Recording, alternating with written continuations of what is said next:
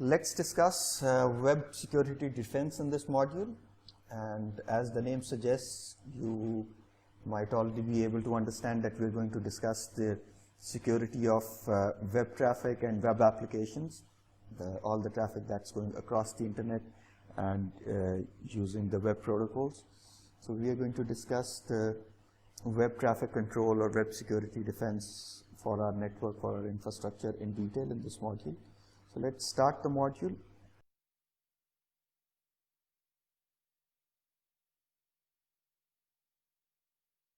In this module, we are going to discuss the basic web security defense, the basic concepts, what are the basic principles, how do you do the analysis of the attacks, what is URL filtering, how do you detect the malicious web page, and finally what is web application firewall and how do we protect our web application system from threats and attacks. First of all, let's take a look at what is the status of web applications these days. As this slide is representing, is telling you that no matter which country, which region of the world we are sitting in, the applications are coming, or the web applications or the websites are coming under increasing attacks from hackers, from the attackers. And this slide tells you that how many websites were attacked in China or were defaced in China or were implanted with backdoors in China in the year 2016, which in simple words means that there's an increasing number of attacks happening on websites every day, which essentially means that the web traffic or the web protocol itself is open to attacks, and the hackers are always trying to attack the websites, whether they are informational websites or they are application-based websites.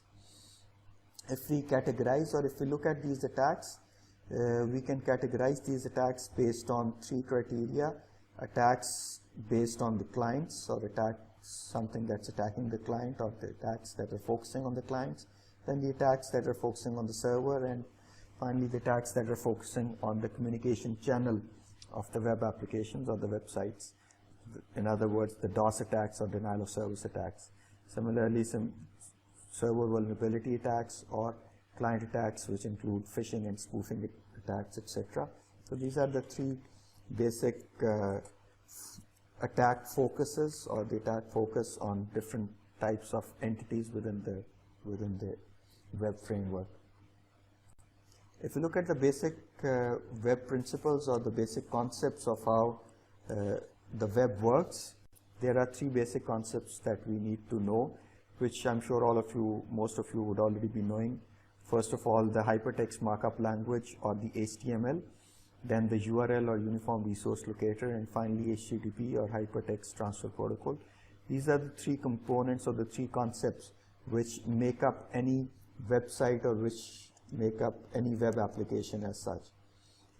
So let's take a look at these concepts very briefly, so that this will help us actually understand the attacks or the threats that are targeting these three aspects of any web application.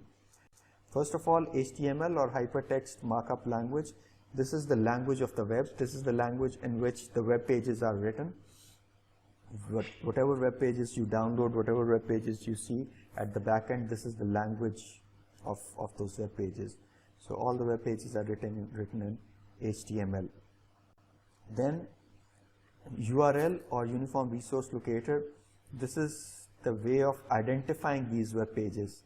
All the web pages that are written in HTML, those can be identified using the URL. And as you might already be knowing, that Uniform Resource Locator or URL is actually identifying the location, exact location of any web page, and every web page in the world is going to have a unique URL, which not only identifies the server where the page is located, but also the exact location in the directory structure within that server where that page is located on that server. So we need to know the URL in order to access any web page. So the web page is stored, or web page is written in the form of HTML, and then we use URL for identifying that that page, if we want to download it or if we want to see that page. Once we enter the URL in our browser, then HTTP or HTTPS are the protocols which are used for accessing that web page. This is the protocol which is used for transferring the web data from the server to the client, or for transferring the request from the client to the server. Essentially, this HTTP or HTTPS protocols, it is based on a request response cycle, which means that the client sends a request to the server and the server responds with a response packet, and by using this request response cycle, the communication takes place between the two entities, between the client and the server. So it's a client-server based model, request response cycle based model, in which the client sends the requests and the server sends responses to those requests. If you look at these request and response packets one by one, the request packet consists of first of all the request line, the request header, the blank line, and the request data, or the request itself. As you can see, this is the request line, which includes the protocol version and the request method. There are different request methods that we can use. We can have the get method, the post method, the put method, or the delete method. These are the four most commonly used HTTP request methods which are used. And so they come in the request line, then we have the request header, then we have a blank line, and finally we have the request data. So this is what the request packet would look like. So once this request packet goes from the client towards the server, then the server sends a response, and the response packet is also similar but contains slightly different information, obviously. First of all, we have the status line, then we have the response header, and finally the response data. This is how the response packet would look like. And as you know now, that response packet is sent by the server to the client, and which contains the information which is sent from the server to the client. And this is an interesting part, which is the status code in the status line. Status code is actually telling the type of response that is being sent by the server. This can show you, for example, any code, status code starting with 2 would mean that the request has been successfully handled and the response has been successfully sent. If there is any error, it could be, if it's a server-side error, it could start with a 5. If it's informational, it could start with a 1. So there are different status codes which are defined for the traffic which is being sent from the server towards the client. Now that we know the basic concepts or the basic components of the web framework or the overall web model, that is HTML, URL, and HTTP, let's take a look at another couple of important concepts related to the web model. First of all, let's take a look at the concept of a cookie. Cookie is actually, as you can see, is the technology, or is an entity which maintains HTTP status information on a client.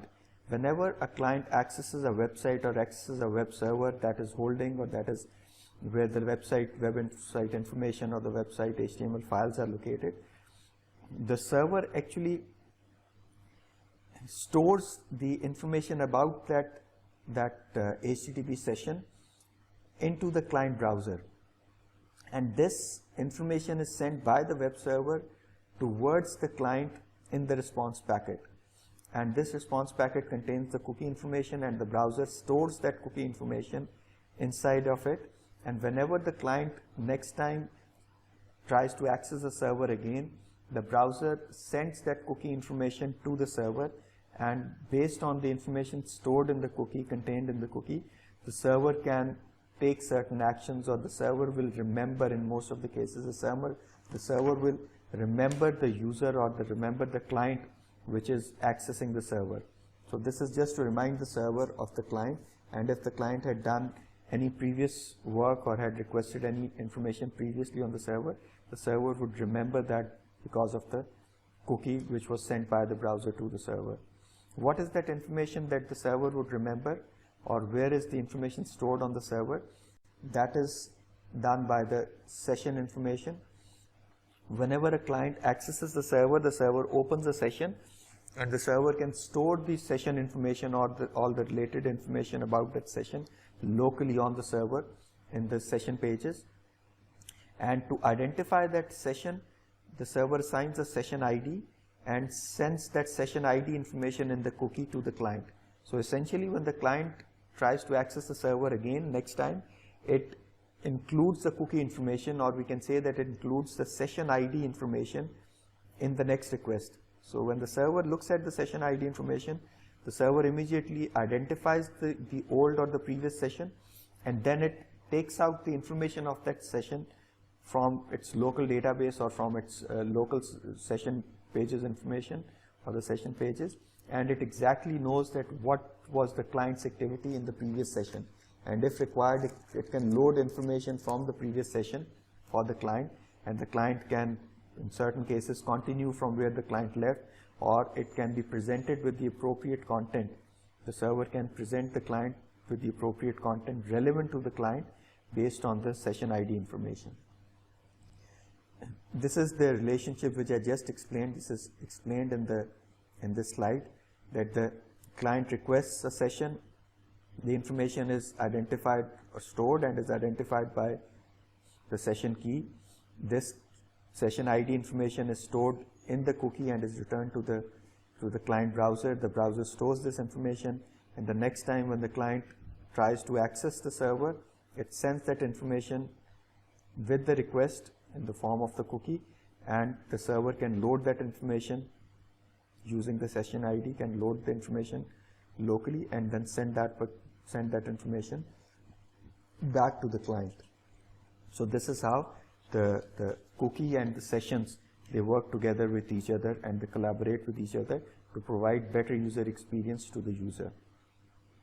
So this is the basic concept about how the web framework works and what are the essential concepts that we need to understand about the web technology before we can look at the threats and the attacks which can be targeted towards these web applications. So in the next module, we are going to look at the different type of web attacks.